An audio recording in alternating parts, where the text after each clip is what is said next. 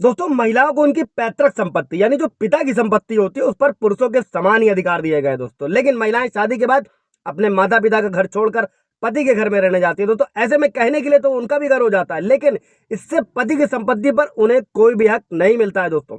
और आमतौर पर यही माना जाता है कि पति की संपत्ति पर पूरा हक पत्नी का होता है, जबकि ये बात पूरी तरह से सही नहीं है दोस्तों। पति और ससुराल की प्रॉपर्टी पर पत्नी का कितना अधिकार होता है दोस्तों, इस वीडियो हम लोग ये समझने वाले हैं दोस्तों। जय हिंद, नमस्कार, मैं एडवोकेट आशीष मिश्रा।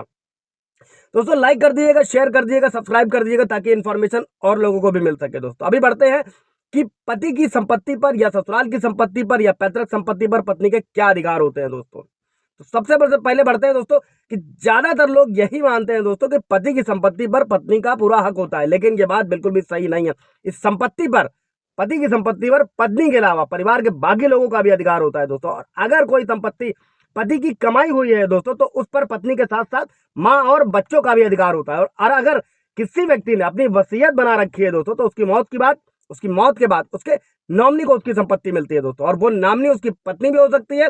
वहीं दोस्तों अगर किसी शख्स की बिना वसीयत के मौत हो जाती है दोस्तों तो उसकी संपत्ति में पत्नी के अलावा माँ और बच्चों में बराबर बंटवारा किया जाता है दोस्तों।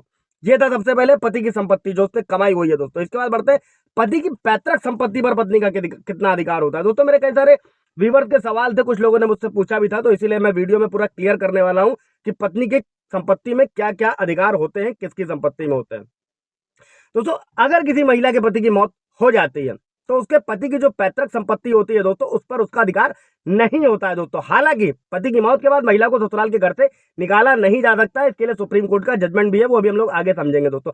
जबकि ससुराल वालों को महिला को मेंटेनेंस देना होता है दोस्तों, और मेंटेनेंस की राशि ससुराल वालों की जो आर्थिक स्थिति होती है उसे देखकर कोर्ट द्वारा तय किया जाता है दोस्तों। इसके साथ में अगर महिला के बच्चे हैं दोस्तों तो उनको पिता के हिस्से की पूरी संपत्ति मिलती है दोस्तों।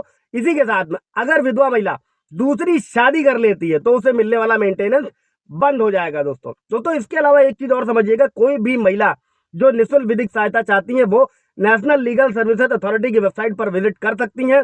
वहां पर निःशुल्क विधिक सहायता दी जाएगी। ये ऑनलाइन सुविधा है, ऑफलाइन भी आप डीएलएसए के ऑफिस जा सकती है। निःशुल्क विधिक सहायता, निःशुल्क एडवोकेट भी प्रोवाइड कराया जाएगा डिस्ट्रिक्ट लीगल सर्विसेज अथॉरिटी द्वारा दोस्तों। इसको हिंदी में बोलते हैं जिला विधिक सेवा प्राधिकरण, या हर डिस्ट्रिक्ट में होता है। इससे रिलेटेड कोई सवाल जवाब होगा दोस्तों तो पूछ लीजिएगा दोस्तों। इसके बाद बढ़ते हैं दोस्तों कि तलाक हो जाने पर महिला की संपत्ति में क्या अधिकार होते हैं दोस्तों। अगर किसी महिला का पति से तलाक हो जाता है तो पत्नी पति से मेंटेनेंस मांग सकती है, और ये भी पति और पत्नी दोनों के आर्थिक हिसाब से ही कोर्ट द्वारा तय किया जाता है दोस्तों। और तलाक के मामलों में मंथली मेंटेनेंस के अलावा दोस्तों वन टाइम सेटलमेंट का ऑप्शन भी मिलता है दोस्तों। और तलाक के बाद अगर बच्चे माँ के साथ रहते हैं तो पति को भी भरण पोषण पत्नी को देना होता है, बच्चों को भी देना होता है, बता दें। और इसी के साथ में दोस्तों तलाक की स्थिति में अगर पत्नी का अपने पति की संपत्ति पर कोई भी अधिकार नहीं होता है, तलाक होने की स्थिति में, इसको अच्छे से समझ लीजिएगा, तलाक होने की स्थिति में पत्नी का पति की संपत्ति पर कोई भी किसी तरीके का अधिकार नहीं होता है। हालांकि महिला के बच्चों का जरूर उनके प्रॉपर्टी में पूरा अधिकार होता है दोस्तों। वही पति पत्नी की अगर कोई ऐसी संपत्ति है जिसमें वो दोनों मालिक हैं दोस्तों तो उसका बराबर बंटवारा किया जाएगा। जब भी तलाक की डिग्री दी जाएगी तो सेटलमेंट में जो भी होगा बराबर किया जाएगा दोस्तों। इसके बाद बढ़ते हैं दोस्तों कि बहू के स्त्री धन पर क्या अधिकार होता है। स्त्री धन वो होता है दोस्तों, कानून के हिसाब से स्त्री धन जो होता है दोस्तों वो बहू का ही स्वामित्व होता है उस पर। दरअसल विवाह से जुड़े जो रीति रिवाज होते हैं दोस्तों, जो पार्टी होती है, जो उत्सव होते हैं, महिला को जो कुछ भी मिलता है, चाहे वो चल हो, अचल संपत्ति या फिर कोई गिफ्ट हो, उस पर महिला का ही अधिकार होता है।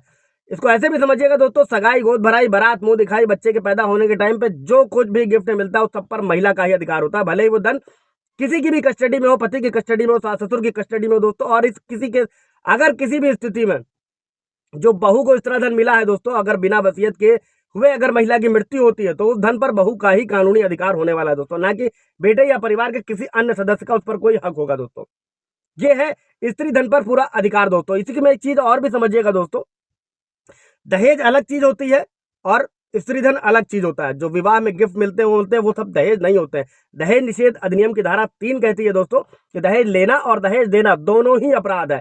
जब दहेज की धारा 4 लगती है जिसमें सिर्फ मांग की गई थी वो अपराध होता है। जब भी आप पर दहेज देने का मुकदमा अगर दर्ज कराया जा रहा है झूठा, तो आप भी दहेज लेने का अगर झूठा मुकदमा दर्ज कराए तो आप दहेज देने का भी मुकदमा जरूर दर्ज कराए पत्नी के घर वालों पर। इससे रिलेटेड अगर कोई सवाल जवाब होगा तो पूछ लेंगे। इसी साथ में ये भी समझिएगा दोस्तों कि अगर स्त्री धन जो है बहू का, अगर पति या ससुराल वाले किसी भी तरीके से उसे अपने साथ रखते हैं, उसे अपने पास रखते हैं, बहू को नहीं देते हैं तो इसके लिए उनको आपराधिक मुकदमे का सामना भी करना पड़ सकता है दोस्तों। इसके बाद बढ़ते हैं दोस्तों, एक सुप्रीम कोर्ट के कई सारे मामलों में जजमेंट रहा है कि मैट्रिमोनियल होम में रहने का अधिकार। दोस्तों Hindu adoption act, maintenance act 1956, Hindu दत्तक और भरण पोषण कानून के तहत हिंदू पत्नी को अपने मैट्रिमोनियल होम में रहने का अधिकार दिया गया है दोस्तों। भले ही उसके बाद उसका स्वामित्व ना हो, भले ही वो पैतृक घर हो, ज्वाइंट फैमिली का घर हो, संयुक्त स्वामित्व वाला हो, स्वअर्जित हो या फिर किराए का घर ही क्यों ना हो दोस्तों। हालांकि अगर ससुराल वालों की स्वअर्जित संपत्ति है तो उनकी सहमति के बिना विवाहित महिला उसमें नहीं रह सकती, क्योंकि इस संपत्ति को शेयर प्रॉपर्टी यानी कि साझा संपत्ति के तौर पर नहीं लिया जा सकता अगर स्वअर्जित संपत्ति है, बशर्ते कि बहू को साझा के घर में रहने का पूरा पूरा अधिकार देगा। इस पर सुप्रीम कोर्ट का जजमेंट है और उस पर मैंने वीडियो बनाया हुआ है, आप जाकर देख सकते हैं दोस्तों। कोई सवाल जवाब होगा पूछ लीजिएगा। Thank you.